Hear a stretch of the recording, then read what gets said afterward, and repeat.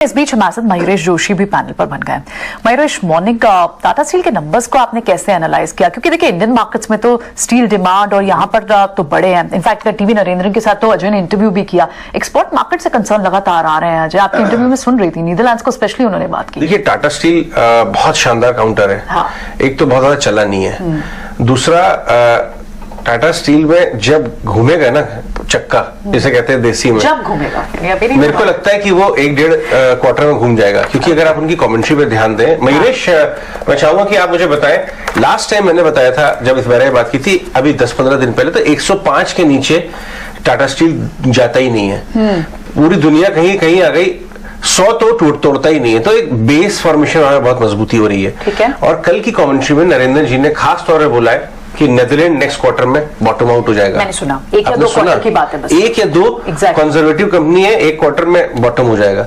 बाजार थोड़ी वेट करेगा नीदरलैंड के बॉटम होने का, वो तो पहले चलना चालू कर देगा। तो यानी सबसे बड़ा ड्रैग जो उनके बिजनेस पर है वो यूरोपियन मार्केट है। यूरोपीय के 3 पार्ट है। हाँ। लेकिन नीदरलैंड इतना बड़ा इश्यू नहीं है, इश्यू यूके है। यूके में अगर कोई, वो थोड़ा पॉलिटिकल भी है, वो सॉल्व हो गया तो ये आपको 125-130 से मिलेगा। लेकिन मार्जिन ऑफ सेफ्टी इस समय है। बट मैं ये जानना चाहूंगा मयूरेश से, मयूरेश टाटा स्टील में एक अच्छी चाल बनने के क्या कारण हो सकते हैं? Morning Ajay, morning Priyanka and morning Mansi. नहीं, I think you are absolutely right. I think 2-3 की रीजन है। एक, आई थिंक जो इनका ओवरसीज ऑपरेशंस है, स्पेसिफिकली यूके की अगर हम बात करें, वहां पे obviously because of rate increases और जो डिमांड कॉन्ट्रैक्शन दिख रहा है, वहां पे थोड़ी दिक्कत हो सकती है for the next 1 to 2 quarters. But second half में specifically at the end of third quarter recovery start होनी चाहिए। When it comes to domestic demand, I think domestic demand has been very, very resilient. मुझे नहीं लगता किसी ने भी street पे ये अनुमान लगाया था जो ने EBITDA 16,200 का पोस्ट किया है पर टन।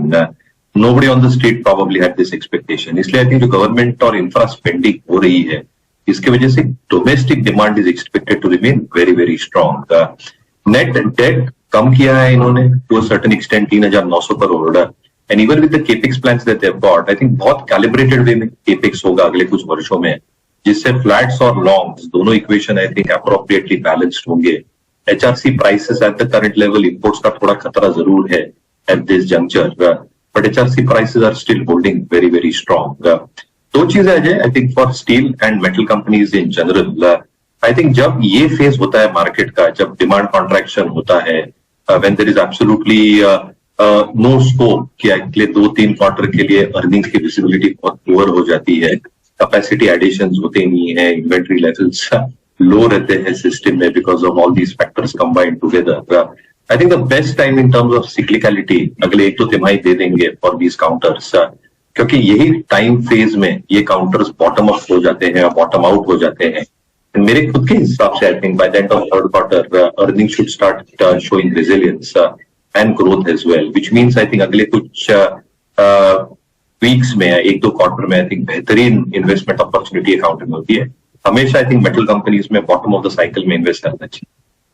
क्रूड करेक्शन की बात करते हैं और मयूरेश, कच्चे तेल की चाल में जो गिरावट है, दुनिया भर की नजर है इस पर भारत देश अपनी जरूरतों का ऑलमोस्ट 80% क्रूड जो है वो इंपोर्ट करता है और इसीलिए कच्चा तेल सस्ता होना भारत के लिए, इकोनॉमी के लिए तो काफी फायदेमंद है। स्टॉक मार्केट में कई सारे स्पेसेस हैं, पेंट ले लीजिए, oil marketing, aviation, cement, tyre, lubricant, हर तरफ क्रूड करेक्शन का एक पॉजिटिव इंपैक्ट आ सकता है। कैसे बनाएं अपना पोर्टफोलियो इस क्रूड करेक्शन के ट्रिगर पर? मॉर्निंग मानसी, कहीं ना कहीं I think with the expectation कि क्रूड प्राइसेस एक रेंज में रहेंगे, and you are absolutely right in terms of the macro dynamics, जो सेक्टोरल इंपैक्ट आता है, आई थिंक ऑब्वियस बेनिफिशियरीज आपने पॉइंट आउट तो कर ही दिए हैं। तो paint stocks will obviously be a key beneficiary, tyre stocks will be a key beneficiary, क्योंकि अच्छा खासा इनपुट कॉस्ट क्रूड और क्रूड डेरिवेटिव से ये सारी कंपनीज यूज करती हैं। टायर स्पेसिफिकली आई थिंक एक बहुत स्वीट स्पॉट में लग रहे हैं। जैसे कल एमआरएफ के नतीजे आए थे, इनपुट कॉस्ट मॉडरेशन के वजह से जो इबिटा मार्जिन में एक एक्सपेंशन दिखी थी एमआरएफ के केस में 14% के आसपास, काफी टायर कंपनीज अच्छा प्रदर्शन दे सकते हैं ऑन एन ऑपरेटिंग फ्रंट।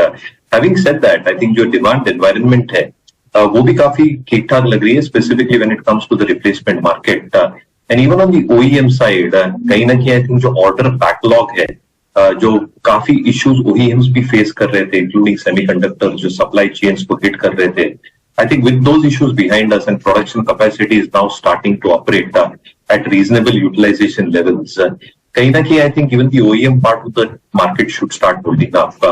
बाकी के लिए I think जो components लगते हैं, I think that have started coming down. So I think जो natural rubber के prices हैं, उसका अनुमान यही है कि 155 से 160 रुपया kg ये रहने की I think एक better part of this financial year रहेगी. Synthetic rubber हो, जो नाइलॉन पॉट टायर फाइबर हम कहते हैं, इसकी प्राइसेस भी आई थिंक अच्छे खासे मॉडरेट हो चुके हैं. And because of this I think जो मार्जिन एक्सपेंशन हो सकता है वो काफी एविडेंट हो सकता है. तो कहीं ना कहीं आई थिंक टायर कंपनीज को बिल्कुल रडार पे रखें. स्टॉक्स लाइक अपोलो टायर जिसके नतीजे subjective if the results are good, मुझे लगता है आई थिंक एक री-रेटिंग शायद हो सकती है for stocks like an Apollo. JK में थोड़े आई थिंक मार्जिन इश्यूज अभी भी हैं. मुझे लगता है आई थिंक अपोलो टायर अच्छा दिखा. ओके, और राइट, ठीक है. सो टायर स्टॉक्स पर आपकी नजर है मयूरेश? मयूरेश, पाइप कंपनीज में किसी पर्टिकुलर स्टॉक, क्योंकि जल से नल के बेनिफिशियरी हैं, किसी और चले भी हैं, ऐसा नहीं है कि चले नहीं है स्टॉक्स, किसी एक कंपनी के बारे में आप बताएं जो आपको पसंद आती है इस भाव से. मुझे लगता है आई थिंक अजय एस्ट्रल हो या I think Astral probably looks finally placed. काफी अदर कंपनीज भी हैं and we have always maintained this thesis, जैसे श्रीधर साहब ने मेंटेन किया था. आई थिंक जो ऑर्डर विन्स आएंगे कंपनीज के लिए काफी सिग्निफिकेंट होंगी. इनपुट कॉस्ट इनके लिए अच्छे खासे इनके लिए भी कम हो रहे हैं. तो आई थिंक जो लागत लग रही है in terms of margin compression, I think that phase of the market is largely behind us. और इसलिए I think new order wins along with better margin ये operating leverage clearly balance sheet के ऊपर प्ले आउट करेंगे. दूसरा I think in terms of core balance sheet dynamics itself, I think आपको differentiate करना पड़ेगा.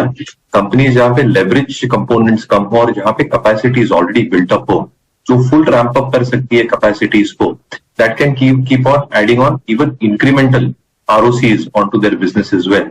और जो इन्वेस्टेड कैपिटल है उसका एक पूरा आई थिंक जो रिटर्न पे बैक होता है वो काफी अच्छे समय में आ सकते हैं in the next 1 to 2 years as these schemes and outlay programs reach even greater proportions in terms of order wins. कुछ भी चूज करना तो मुझे लगता है एस्ट्रल पे ध्यान दें.